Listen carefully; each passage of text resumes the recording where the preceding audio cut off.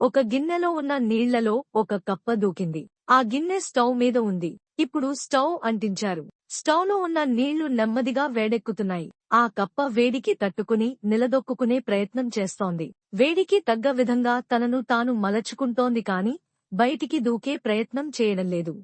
గిన్నెలో నీళ్లు మరిగే స్థితికి వచ్చేటప్పటికి వేడిని తట్టుకునే దాని శక్తి సన్నగిల్లిపోసాగింది. అప్పుడు ఆ కప్ప బయటికి దూకే ప్రయత్నం చేసింది. కానీ దానివల్ల కాలేదు. అప్పటికే దాని సర్వశక్తులూ వాడేసింది. కొద్దిసేపటికే కప్ప మరుగుతున్న నీళ్లలోనే చచ్చిపోయింది. కప్ప చనిపోవడానికి కారణమేమిటి? మనం అనుకుంటాం అది ఆ మరుగుతున్న నీళ్ల వల్ల అని. కారణం అది కాదు. నిజం ఏమిటంటే బయటికి ఎప్పుడు దూకి ప్రాణాలు కాపాడుకోవాలో నిర్ణయించుకునే సామర్థ్యం కోల్పోవడం వల్ల.